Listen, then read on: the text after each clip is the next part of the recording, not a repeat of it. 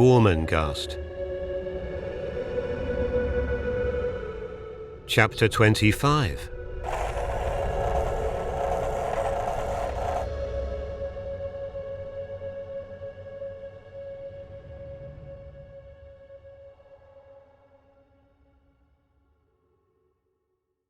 The glade had been in darkness since the dawn.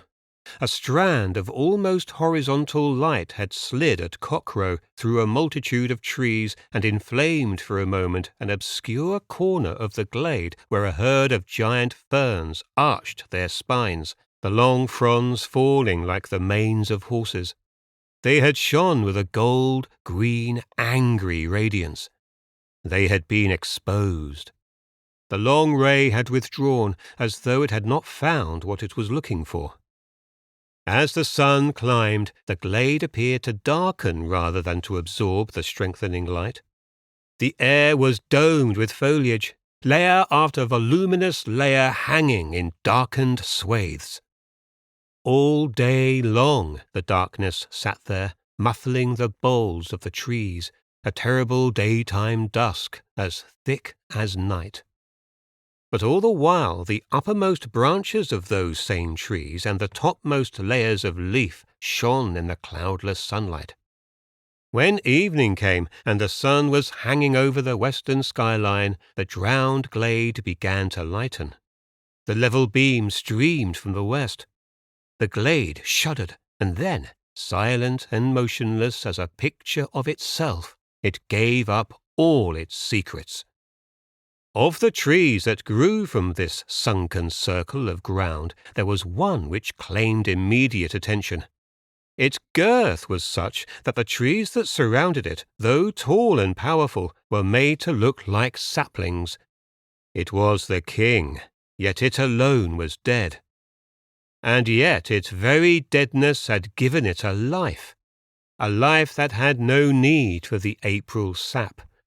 Its tower-like bulk of a bole mounted into the harboured gloom, and as the light from the west struck it, it shone with the hard, smooth quality of marble, or ivory, for it was the colour of a tusk.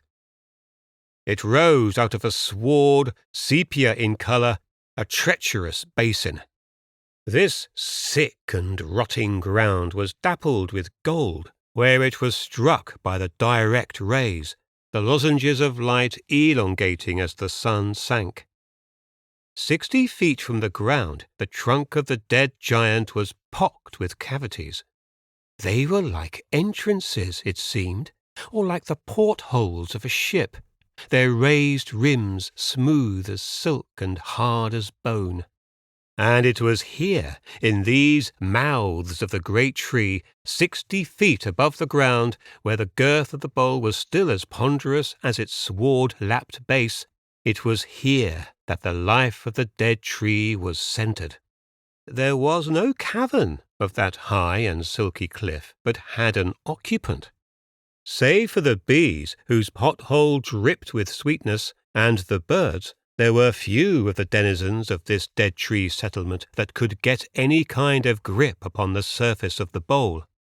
But there were branches which swept from the surrounding trees to within leaping range of the wild cat, the flying squirrel, the opossum, and for that creature, not always to be found in the moss-lined darkness of its ivory couch, who, separated by a mere membrane of honey-soaked wood from the multitudinous murmur of a hive, was asleep as the evening light stole through the small round opening so high above the ground. As the light quickened, the creature moved in its sleep. The eyes opened.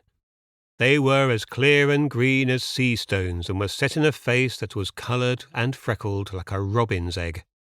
The creature slid from its retreat and paused for a moment as it crouched at the lip of its dizzy cave, and then leaping outwards into space, it swung itself from branch to branch like something without a weight or substance, while the foliage of the evening forest closed about it,